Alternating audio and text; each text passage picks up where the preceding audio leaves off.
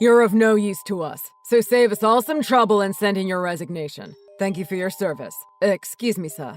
What do you mean? I'm no longer of use to the company. I know that you contributed greatly in turning the company around when we were in crisis. I appreciate that. But you're no use to us anymore, so just quit and leave with some dignity, all right? Sir, please slow down. I have no idea where this is coming from. So, you're saying I'm of no use to the company now that we've rebuilt and stabilized? That's right. The company doesn't need you anymore. You're just dead weight to the team now. So take the hint and hit the road. You think I'm dead weight? How can you say that about me? I've dedicated myself to the company for years. Have you forgotten about all the hours we spent trying to save the company when it was standing on its last legs? I know what you've been up to, Ron. I was convinced you were a hard-working guy that really cared about the company. But apparently, you're hoping to take my place as president soon. Pardon? So, you think I'm trying to take your position? That's never crossed my mind, sir. You're not going to trick me anymore. I saw you studying marketing and business structure, proposing ideas to rebuild the company. I knew you were up to something. I just didn't know what. You want to be president, don't you? That is an incorrect assumption, sir. Why would you even come to that conclusion? Have I ever done anything to make you think I wasn't 100% dedicated to my job? I have eyes and ears all over the office. I've received reports about you spacing out or procrastinating at work all the time. You just pretend like you've got your nose to the grindstone when I come around. But in reality, you're getting others to do your work while you sit around playing on your phone. I have no idea what you're talking about. Of course I'm doing my job. I've never used my cell phone unnecessarily while at work. I do all of my assigned tasks on my own. I've never asked others to do it for me. It's too late for lies, Ron. Like I said, I know everything. This kind of attitude is not to be tolerated. We cannot have someone like you lowering morale in the workplace. Quit now, for everyone's sake. Sir, please listen to me. I really don't understand where you would get such an idea. What exactly am I being accused of here? Keith has told me all about your antics. He told me you barely do anything around the office. He's got a good head on his shoulders, that boy. I'm lucky I've got him looking out for me. I thought of you highly as one of the longtime employees that stood by the company and helped us come out on the other side. But it turns out that was all just a front. You're a total sloth behind my back. Keith is accusing me of not doing my work. That doesn't make any sense. What exactly did he say? He said you barely do any paperwork and leave the office as soon as the clock hits 5. You're leaving the rest of the team to cover for you. I've never done anything of the sort. I'm just finishing my work on time and leaving at the end of the day. I stay until then and help other employees with their tasks.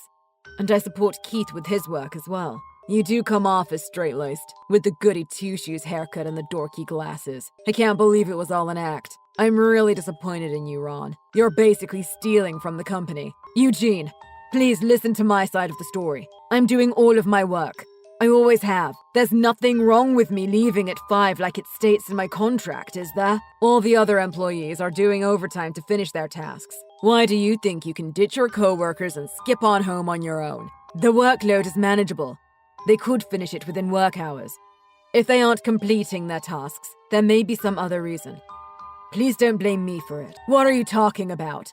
You're forcing the others to pick up the slack from you not pulling your weight. It's obvious you're just trying to coast and leave the work to others. I don't understand how you've arrived at that conclusion, regardless of what Keith may have said. Look, sir, I do all of my work in a timely manner every day. To be honest, I do above and beyond what my job description covers, including helping others with their duties. I'm quite offended that you would believe any of this to be true of me. Your subordinates have raised complaints about you. They say you're an incompetent boss that is ineffective in leading the team. You're a leech, Ron. I don't know how else I can explain myself to you.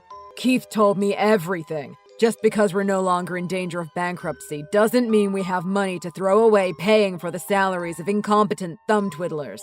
Just hurry up and resign. Don't make this embarrassing. Are you serious, sir? I dedicated myself for years to rebuild this company. I don't deserve this treatment from you or anyone else. How many times do I need to tell you? We don't need you here. Get out! It's time to give up the pipe dreams and face reality. You're never going to be president. Get it through your head and pack up your desk. I keep telling you, sir, I don't have any intention of pursuing your position as president. Please stop making baseless accusations. So you thought you'd be appointed by the board if you contributed to the rebuilding, huh? Sorry to burst your bubble, but I have an outstanding son. Keith, he's got an Ivy League education and works at the company. There's no way you're going to succeed me as president.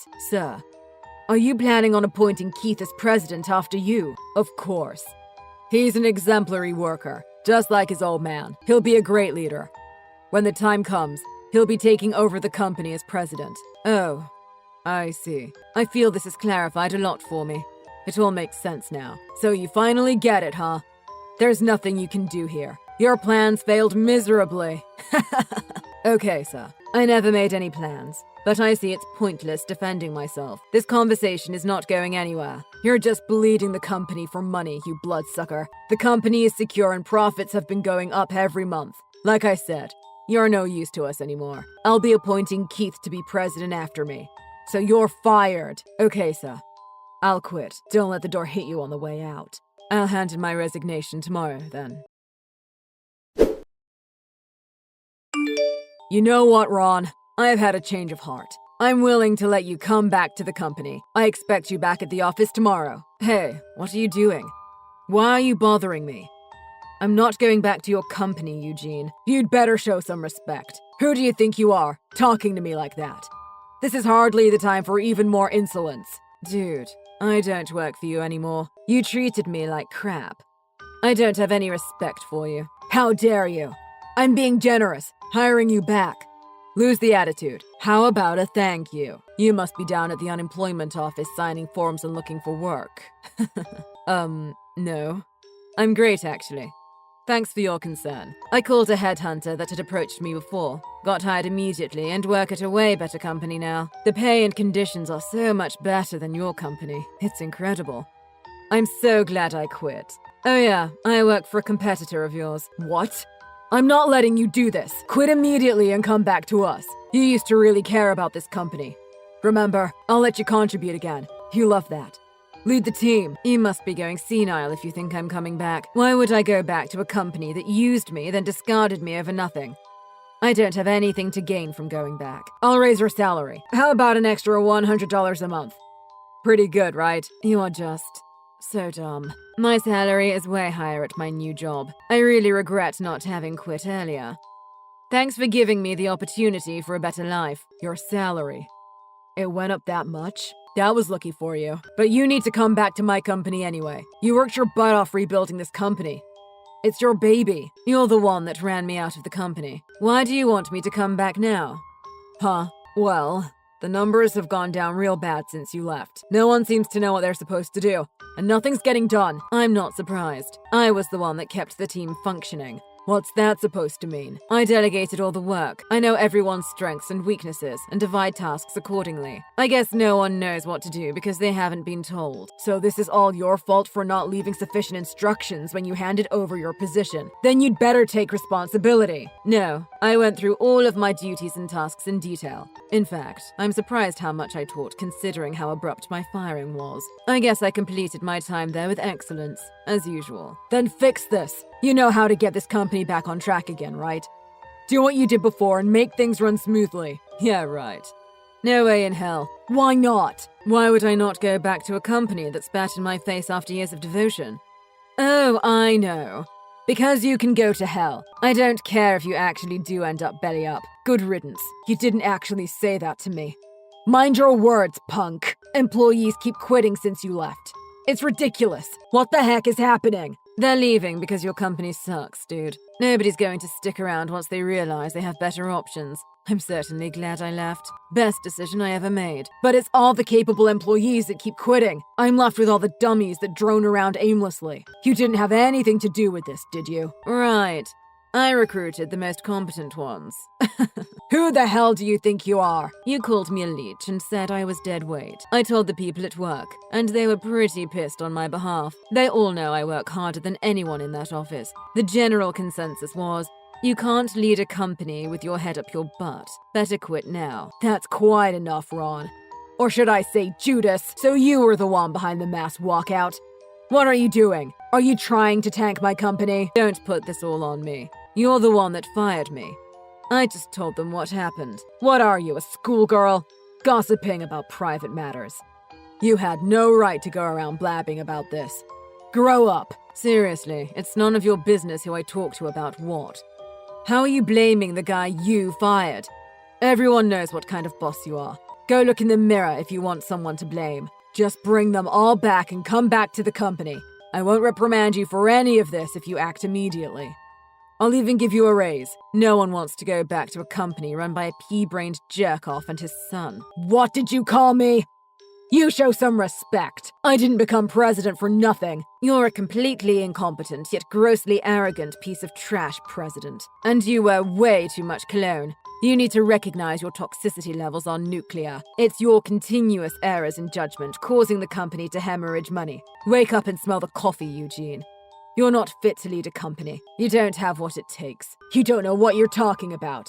You think you could do better? I'd like to see you try. It involves way more than you could ever imagine. You wouldn't last a day in my position. My new boss is amazing. It's true, there aren't any bad jobs, just bad bosses. He makes astute judgments and involves the team in decision-making. You could learn a lot from his management style. You're not in a position to give me advice. You're just a lowly employee. Your job is to do what you're told, not go around spewing opinions no one asked for. And who's the one begging the lowly employee to come back to his company? This is what you get for always looking down on your employees. Get it through your head. You're just screwing yourself. So just come back and fix it. Then everything will be fine and the company will go back to making profit again. The solution is right there. I love my new job. I'm getting paid well and have great working conditions and benefits. All the skilled employees I headhunted from your company are enjoying the same kind of upgrade. We all love it over here. No one's going back. And what's going to happen to my company?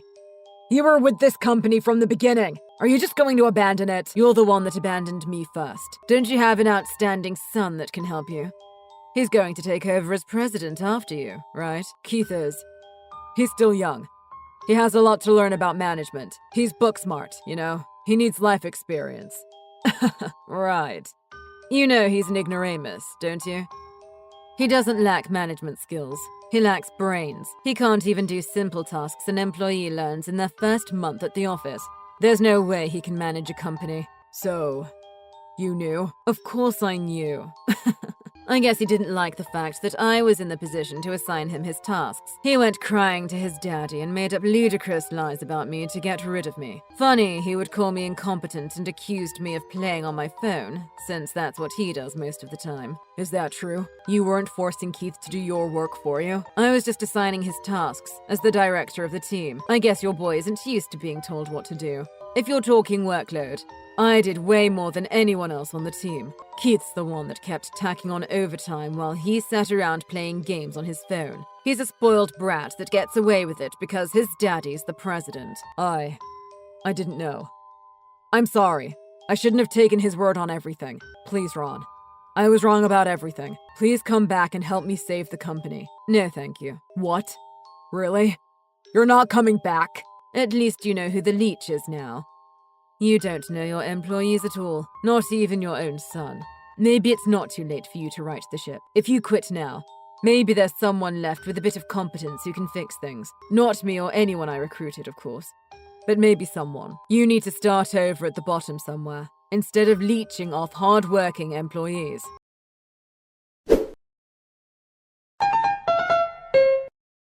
After that, Ron and the other colleagues he headhunted worked with such gusto that they were able to win over most of their old clients to their new company. As a result, Eugene's company folded in record time.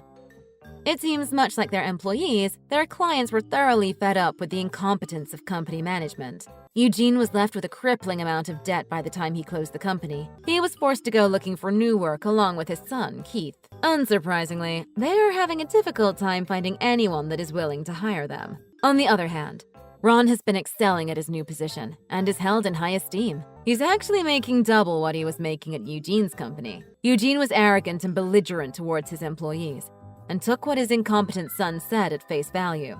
In the face of mounting rejection, Eugene was devastated to hear time and time again that he is not management material. Although it was clear as day to everyone else, he was the only one that didn't know.